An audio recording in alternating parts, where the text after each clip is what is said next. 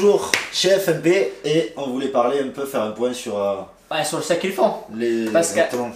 là, on est un peu partout avec les fournisseurs et on aime toujours avoir plus de détails sur les pièces qu'ils ont, les choses qu'ils font, comment ils peuvent nous aider. Parce que moi, je les vois en fait, un fournisseur, c'est un aide pour moi. Si j'ai un bon fournisseur, je peux de mon côté dire au client, par exemple, tout simplement la garantie. Actuellement, je fais 6 mois de garantie. Pourquoi? Le fournisseur que j'ai actuellement, je ne peux pas aller plus loin. Parce que si lui, il ne me suit pas, moi, je ne peux pas aller plus loin.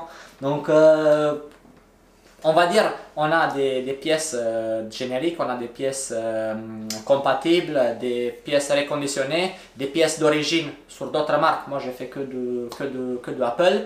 Et on a toujours cette peur-là, en fait, est-ce que si j'ai un retour client, est-ce que mon fournisseur va suivre derrière? Alors, est-ce que je l'envoie, je vais me faire rembourser et comme ça, moi, je ne fais pas payer le client, ou je ne fais pas payer le client et j'assume tout.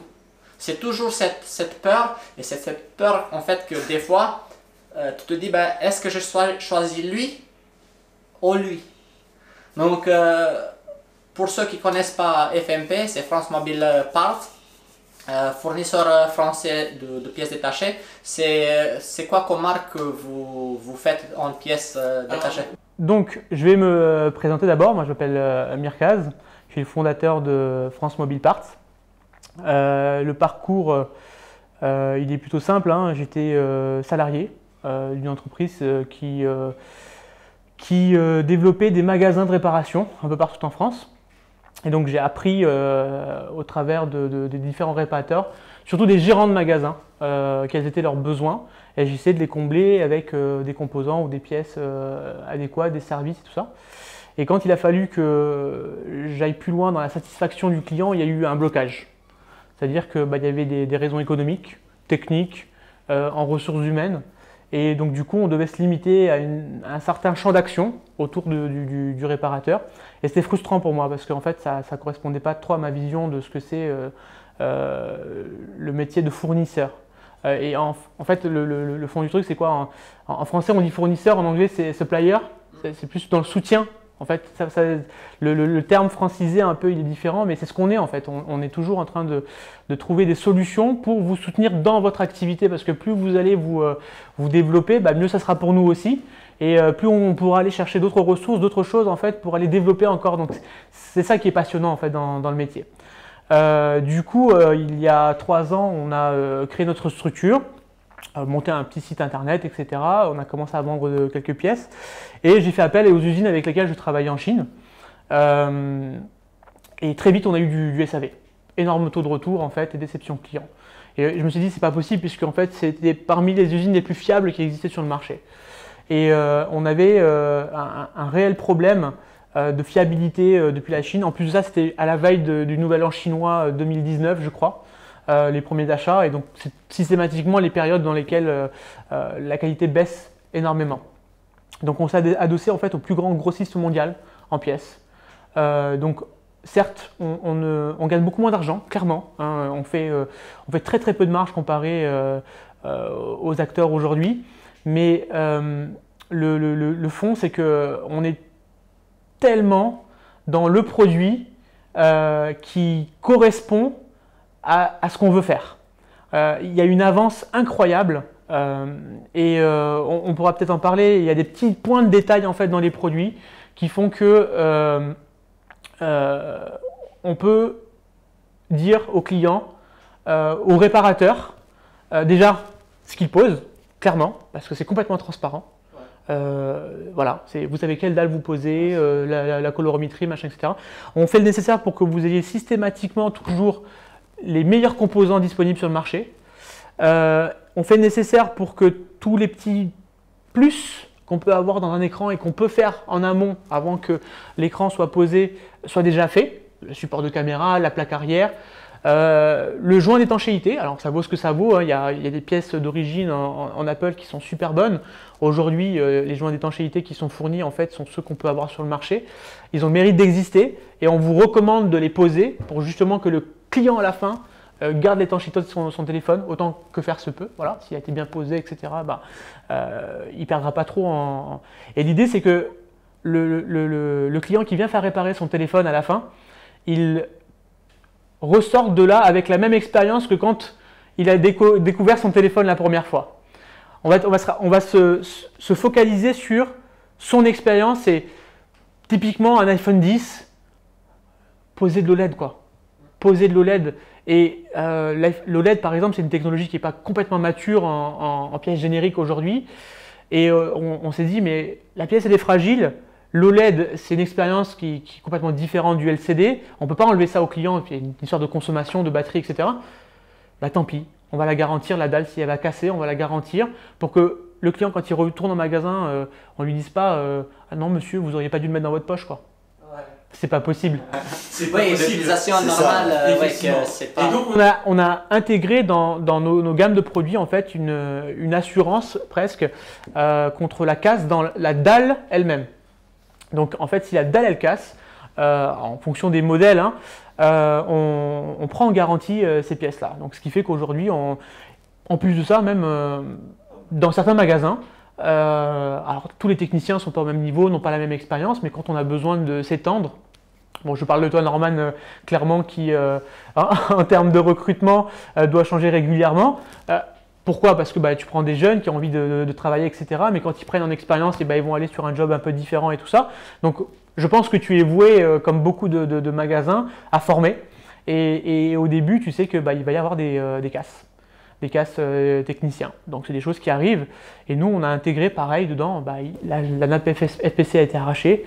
Le support de caméra ou la dalle, on appuie dessus. Oui, mais en fait, ça, c'est quelque chose de fou à entendre, par exemple, pour moi. Parce que, tu vois, tant que, en fait, moi de mon côté, dans ma tête, c'est que si c'est pas ta faute comme fournisseur, c'est pas à ta charge, quoi.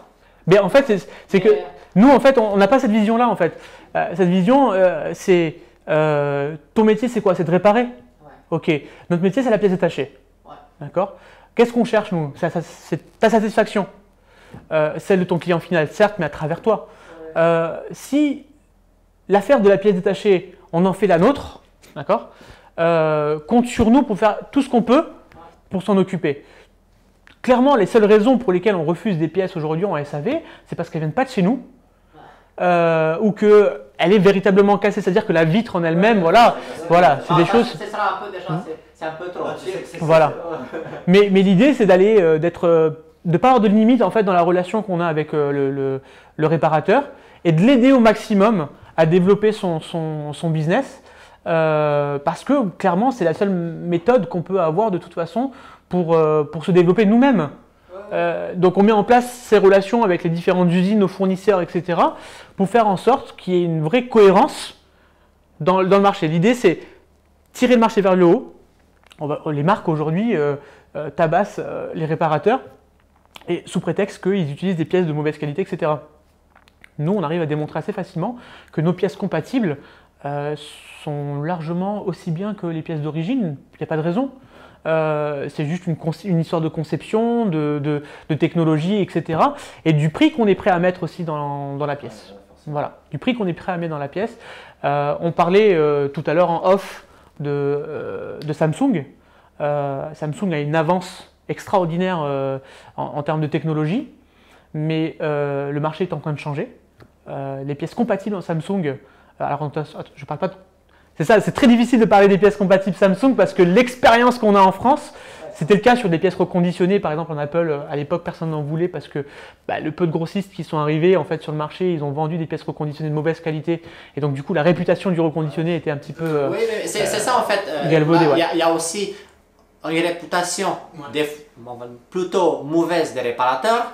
Les réparateurs, ils ont plutôt une mauvaise opinion des fournisseurs et ça tourne en rond, quoi. Et tu as très bien raison d'accentuer en fait les choses que vous faites pour notre satisfaction comme réparateur. Et nous, de notre côté, on doit transmettre ça aux clients. Après, on n'est pas des faiseurs de miracles. En fait, l'idée, c'est quoi? En fait, mais déjà… Je comprends Cosmine parce que c'est vrai, bon, moi la première fois que j'ai eu Mirkaz, comme il m'a dit non, la dalle à l'intérieur, ça casse, je te la prends en charge. Ouais, mais voilà. Et au téléphone, tu lui dis, attends, tu peux répéter ce que tu viens de dire, Bah. tu vois, parce que ça paraît incroyable quand même. Faut le Mais savoir. en fait, c'est pour ça que Avec tous les fournisseurs qu'il y a, tu es en train de combler le cercle. le problème qu'il y a, voilà. Parce qu'il y a fournisseur, réparateur, client. Si lui, le client, il n'est pas content, il tourne vers moi. Bien sûr. Si moi je ne suis pas content, je me tourne vers toi. Bien sûr. Mais la différence, elle est là. En fait, c'est que nous, on ne fait pas de miracle. On va tout simplement vous expliquer pourquoi ça fonctionne comme ça. Donc, on parlait de la pièce reconditionnée. La pièce reconditionnée, c'est la pièce la plus chère d'une gamme chez un distributeur comme moi. Mais pourquoi elle est aussi chère? Je vais vous l'expliquer. Maintenant, la pièce reconditionnée, ce n'est pas la finalité non plus. La pièce reconditionnée, voilà, c'est juste à titre d'exemple, mais c'est le genre de conversation qu'on peut avoir, nous, avec les réparateurs. C'est une pièce reconditionnée, c'est super.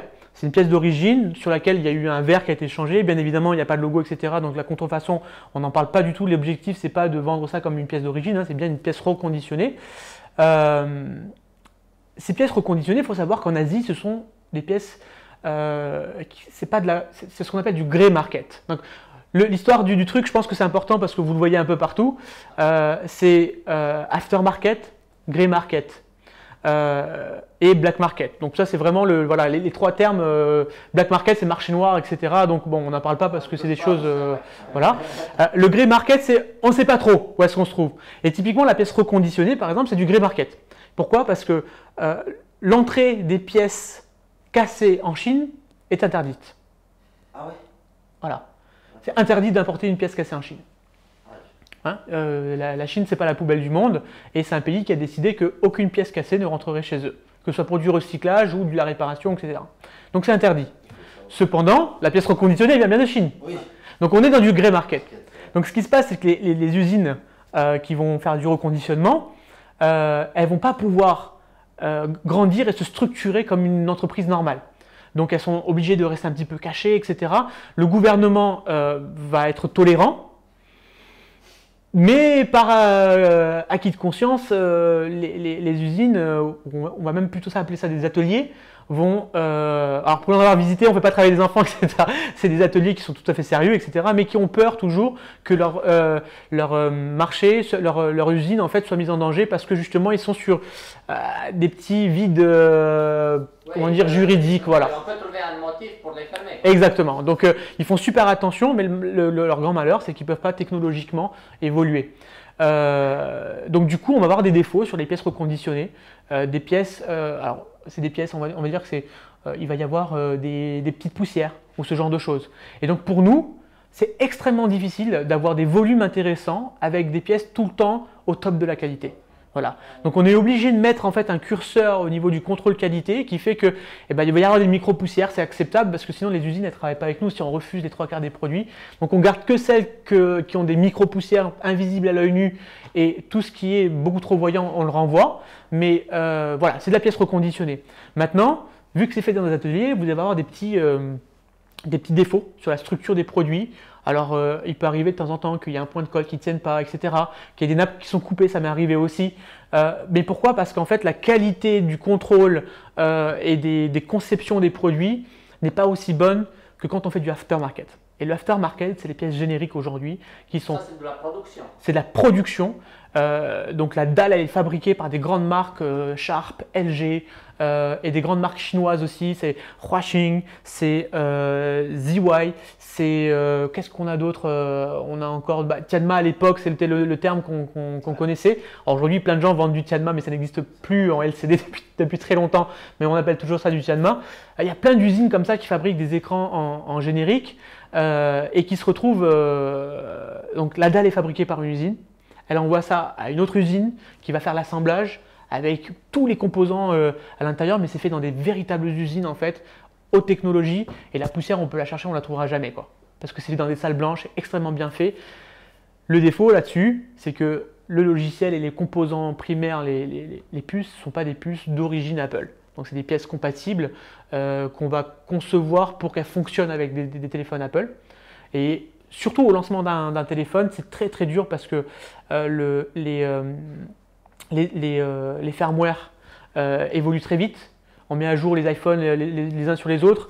La marque elle va essayer de bloquer les réparations. De l'autre côté, ils essaient de contourner les blocages qu'il y a au niveau des cartes mères et tout ça. Donc, les premiers mois, les premières années, c'est extrêmement difficile. Et après, on arrive à une stabilisation de la qualité qui est juste exceptionnelle. Et aujourd'hui, on est arrivé là, par exemple, pour tout ce qui est écran OLED, XS 11 Pro. Sur ces modèles-là, par exemple, sur le 11 Pro, on est sur un niveau de qualité qui est vraiment très proche de l'original et sur des produits qui sont fiables. Alors, le 0 SAV n'existe pas. C'est pour ça qu'on existe nous. Du coup, on fait notre métier, c'est-à-dire on assure le SAV, le renvoi des pièces, etc., etc. Après, voilà. Donc, je pense que j'ai fait un peu le tour de pourquoi on existe et surtout qu'est-ce qu'on apporte au quotidien aux réparateurs. Donc là maintenant, on va essayer de voir un peu les choses que FMP propose. C'est ça, donc d'essayer de comprendre les gammes, pourquoi j'ai Oui. un rouge, un bleu, donc justement. C'est moi qui suis assez client chez toi, pas de problème. Mais en gros, ouais, tu vois, même moi j'avais une idée reçue qui a rien à voir. Je pensais tout simplement que chez des fournisseurs on avait des gammes différentes parce que les dalles étaient.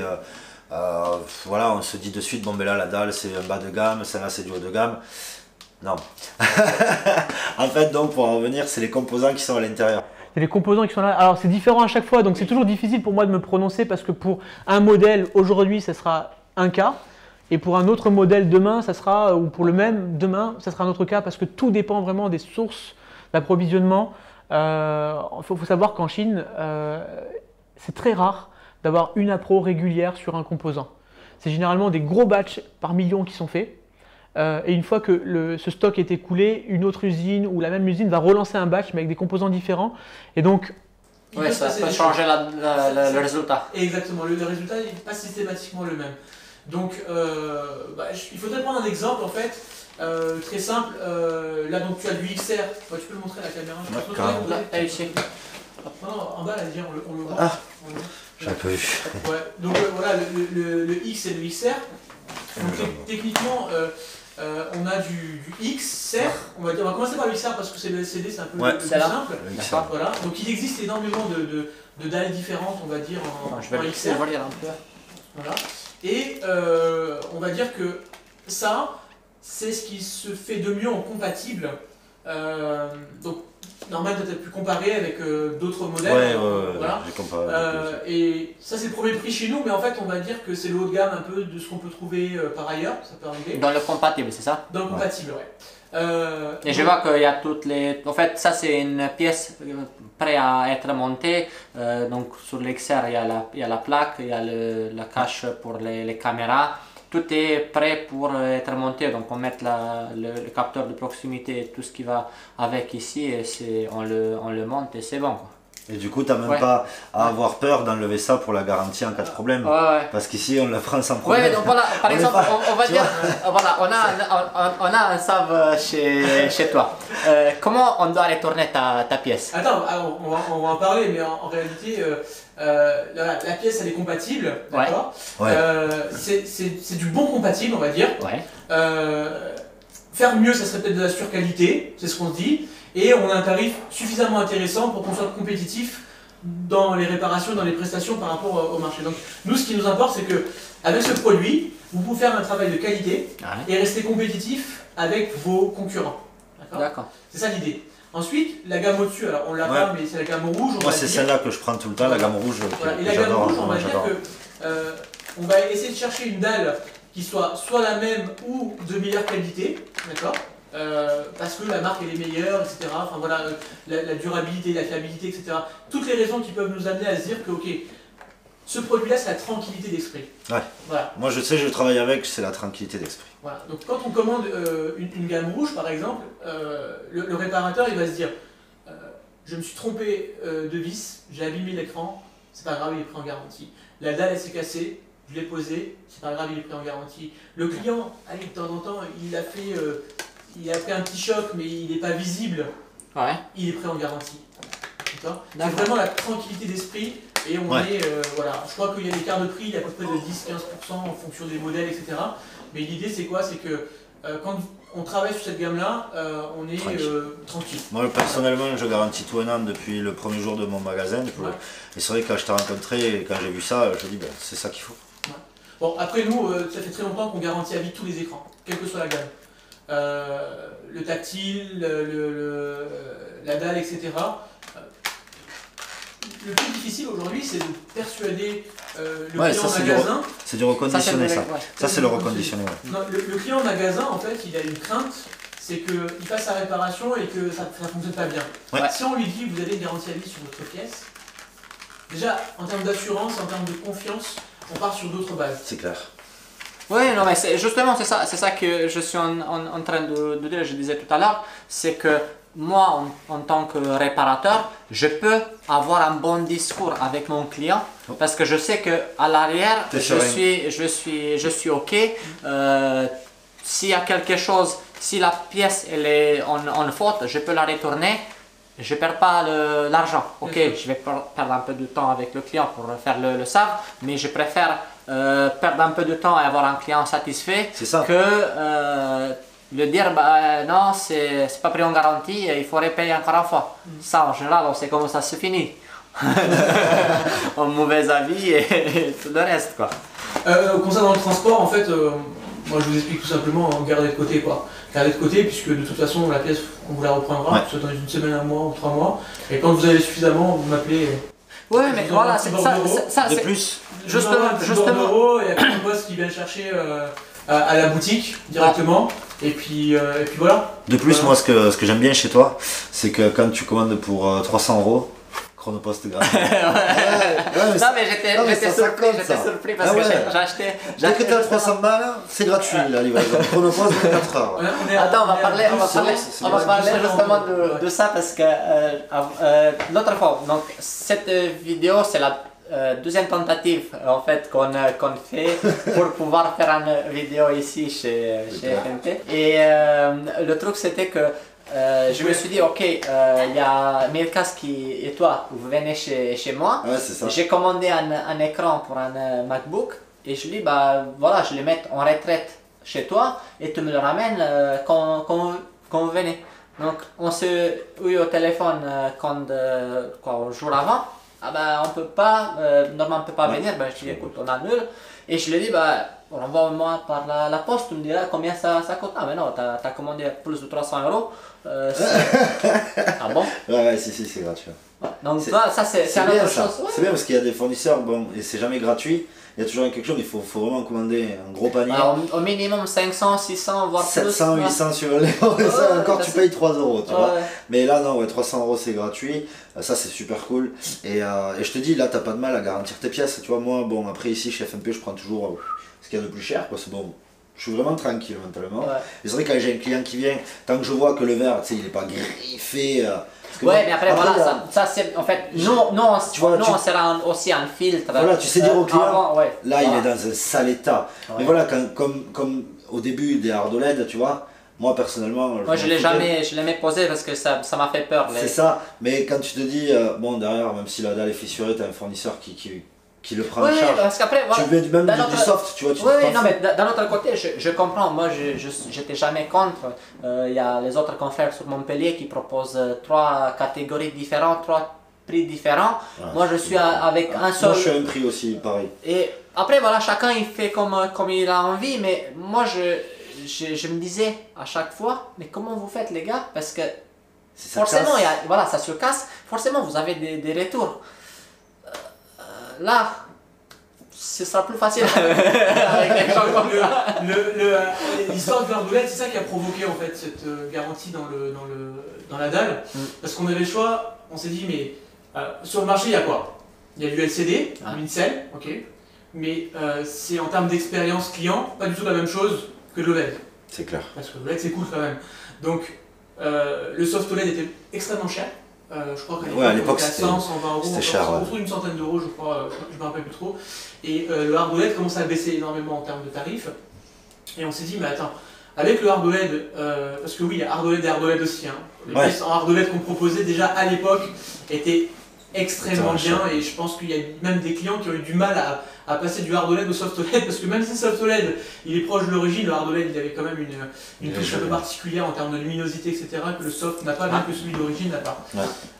Donc du coup l'idée autour du hard OLED c'était de se dire ok, on veut que le client en magasin, quand il ressort de là, il ait toujours cette expérience-là de la dalle OLED, qui est complètement différente du LCD. Mais il y a une fragilité dans le produit. Et qu'est-ce qu'on peut faire aujourd'hui pour compenser ça? La seule méthode qu'on a trouvée, c'était de se dire, ok, bah, si jamais une dalle elle casse, on vous la prend. Voilà. Ne vous en faites pas. Continuez à proposer ce qui se fait de mieux auprès de vos clients. C'est pas parce que le LCD il se casse pas que c'est ce qui se fait de mieux. Je suis pas d'accord avec ça, moi. Le OLED, il a pas chier, c'est toujours mieux. Il est fragile, oui. Mais s'il est fragile, eh ben, on fait le nécessaire pour que si jamais ça casse prématurément, on le garantisse. Voilà. Donc comme ça, le client, quand il ressort du magasin, il est super content parce qu'il a retrouvé son téléphone, il a un aspect ou une utilisation proche de celle qu'il avait avant de le casser. Voilà. Tout simplement. L'idée du hard OLED, elle est autour de ça. Quoi.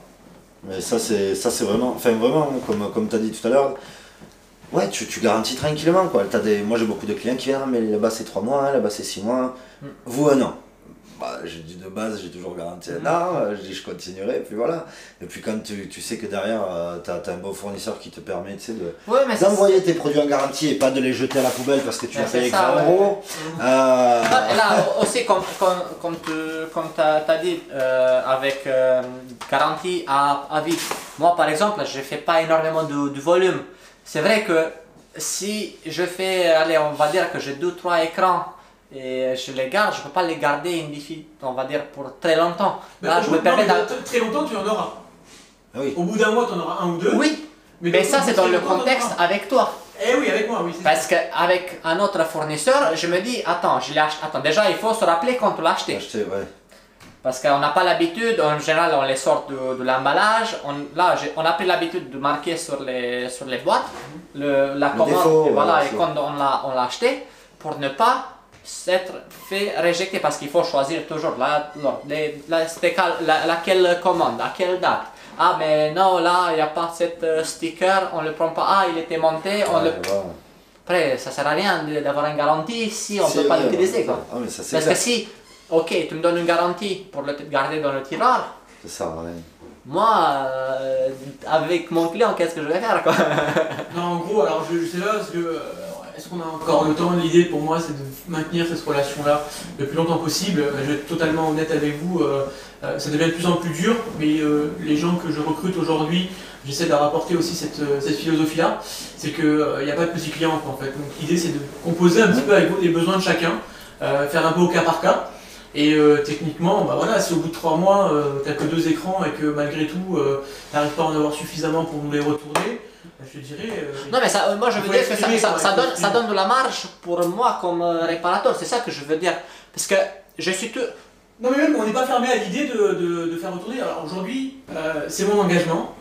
Quand vous avez du SAV, c'est aussi de vous envoyer un bordereau de retour. Ouais. D'accord? C'est pas quelque chose... Non mais... Ouais, mais c'est énorme. Hein. Oui, mais justement ça. À quel point en fait le produit vous l'avez acheté, vous avez payé des frais de port. Ouais. D'accord. Alors ok, d'accord, vous avez éteint le franco, etc. Mais c'était partie du concept. Mais les produits, les pièces sont défectueuses. C'est pas à vous de porter ça. Oui, mais tu vois, moi des choses comme ça m'étonne parce que c'est des choses que tu le vois. Jamais. Voilà. Donc, c'est vrai. On essaie de le gérer. C'est pour ça. Moi, je dis voilà, comment c'est géré. Aujourd'hui, bah, ça dépend. En fait, on a des réparateurs qui sont plus ou moins, qui ont plus ou moins de volume. Donc forcément, ils vont avoir plus ou moins de SAV. En vrai, des fois même, je vois certains qui ont beaucoup de volume mais qui ont quasiment pas de SAV. Donc je les engueule et je leur dis mais c'est pas possible que vous n'ayez pas de SAV à un moment donné, il faut bien en avoir.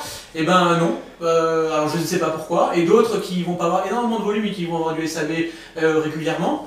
Donc à partir du moment où ils ont atteint leur limite et se disent ok ces pièces là elles sont là chez moi et que de toute façon à un moment donné il va falloir que je les envoie, ils passent un coup de fil et je fais le nécessaire pour les retourner. J'essaye au maximum quand même d'économiser sur les frais de port, donc je vous demande d'avoir un max de pièces. Mais en même temps, si au bout d'un certain temps, il n'y en a pas suffisamment, Non, mais après, au contraire, c'est top quoi. Je veux dire, il n'y a pas de SAV, vous êtes content, je suis content. non mais là, regarde, moi parce que ça fait un moment que je discute avec mes collègues à l'atelier et on se dit ben, on fait comment pour le SAV parce qu'on commence à monter un peu le volume des écrans et tout ça et il y a de SAV.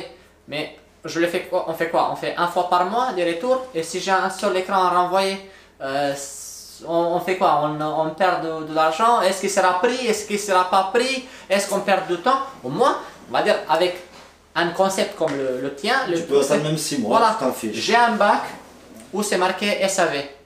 Tout ce qui est en SAV, je le pose et dès que je vois que ça commence à accumuler, ben, je te l'envoie. En fait, l'idée c'est quoi? C'est que tu choisis. Et en fait, le fond dans un FMP, c'est un peu ça aussi. C'est que quoi que tu fasses, c'est toi qui choisis. C'est toi le maître en fait de ton activité. Ton SAV, tu veux l'envoyer au bout de 15 jours, 3 semaines, 1 mois? Pas de problème. C'est vrai. Moi, je m'engage à t'en récupérer régulièrement si tu as des volumes. Maintenant, tu veux me l'envoyer plus tôt, bah vas-y, pas de problème, moi je suis là. Tu veux, au bout de très longtemps, que je récupère quelques pièces, pas de problème, je les récupère. Les pièces que tu choisis, je te dis exactement ce que tu as dedans, d'accord? Donc c'est pour ça qu'en XR par exemple on a plusieurs gammes dedans, X, Soft, OLED. L'idée c'est que vous choisissez et que vous soyez maître de votre propre business. Que vous sachiez dire à votre client commercialement ce que vous allez lui poser et que au niveau de votre gestion, du SAV, de la comptabilité, etc., toutes ces choses-là, que vous soyez aussi maître de ce que vous faites dans votre manière de fonctionner avec nous. Ouais. Non mais moi je trouve ça excellent. Moi je le rapporte chaque fois sur moi, mon fonctionnement. Tu vois? Et chaque fois qu'il faut que je pense à ça, pense à ça, plus c'est simple, mieux c'est. Tu vois? Et c'est plus rapide parce qu'on sait tous, on a 24 heures dans la journée, 8 ou 10 heures, ça dépend de chacun, on les dort, si c'est possible. Et le reste, on essaie de faire au maximum pour être le plus efficace possible. Si tu as des rendez-vous, entre les clients, moi je sais qu'il y a le client qui vient, j'ai un problème avec l'écran que vous m'avez changé, il n'y a pas de souci, on le change, je le mets dans mon petit bac et quand je n'ai assez, j'ai pas perdu en fait. Parce que c'est ça aussi, on essaie de travailler, on a sur certains modèles un peu des marges un peu plus grosses, sur certains des plus petites. Et chaque truc compte. Et c'est vrai que si, comme je disais, le cercle il est ok, bah, on peut, bien sûr, tu peux foncer tranquille. Ouais. Et aussi, moi je serais plus confiant devant mon client. De vendre ton produit, quoi. Parce que c'est pas toi qui l'as fait, comme d'habitude, mais tu sais que derrière ça suit et ça c'est important.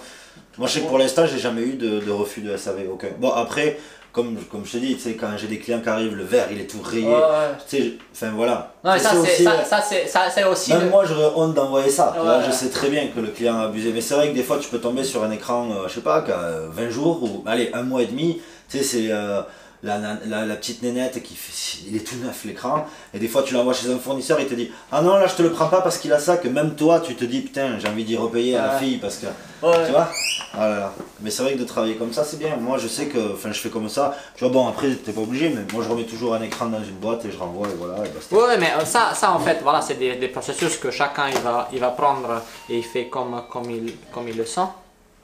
Là les seules chose que j'avais vu et que ça m'a touché un peu. Salut. C'était cette histoire c'est la première fois en fait que bon déjà la Tessa c'est très bien, mais cette touche là d'avoir cette joint là ça c'est bien ça. Et surtout ça qu'on perd toujours, le petit machin là, et la mousse à côté. Je me rappelle combien de fois, là maintenant j'ai fait de moins en moins des iPads, je laisse Dylan aller faire, mais chaque fois j'ai chauffé un petit peu, le décoller, le mettre sur l'autre pour ne pas y avoir des soucis de boutons, et je trouve ça aussi. Non, c'est... Moi franchement, de cette visite là, je suis tellement content que...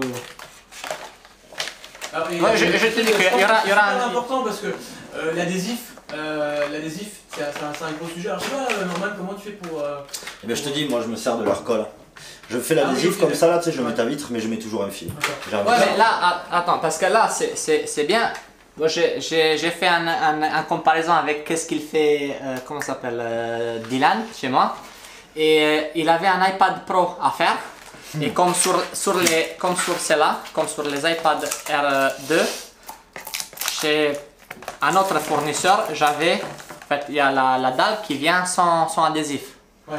Et lui, bah, il prend le B7000, tranquille, il arrose partout, Oh non. il le pose. Et je dis, ouais, mais là, regarde un peu comment ton truc il s'est posé. Parce que même le petit millimètre d'épaisseur de adhésif, ça compte. Parce que la colle, ça se disperse, ça se pose, et il avait des taches blanches sur l'écran. Je dis, ben bravo. Et je dis, Mais déjà, pour mettre de la colle là, après voilà, en fait, tu sais, mais c'est chacun, comment il a appris, bien sûr. comment il a fait, il a l'expérience, il fait bien certaines choses, mais sur certaines choses, je veux qu'il fait de ma manière. Et dès que je vois que ça me plaît pas, attends, on va décoller ça, oui, mais là, ça fait, il est collé, oui, mais tu vas le décoller. En fait l'idée à travers ça, c'est que sur les iPads, on s'est montré quelles sont les meilleures manières de procéder. L'adhésif, forcément, c'est aujourd'hui, alors moi je sais que là où j'étais avant, on faisait du 3M, troisième d'origine française, attention, pas chinoise. Donc du coup, là on est sur du Tesa d'origine. Donc Tesa, c'est la marque numéro 1 avec 3M. Donc Tesa, c'est d'ailleurs eux aussi qui fabriquent les adhésifs pour les joints d'iPhone, je crois. Ouais, mais après aussi, j'ai vu quelqu'un qui expliquait un peu plus sur Tesa. Il y a une autre chose, il y a des doubles faces et des doubles faces. Parce que là ici, on est sur deux surfaces différentes. On a du verre d'un côté et du métal de l'autre. Donc normalement, ton double face ne peut pas avoir les mêmes propriétés sur les deux côtés. D'accord. Et Tesa, moi je me dis toujours, on n'arrive jamais à avoir une double face que celle d'origine de chez Apple. C'est vrai.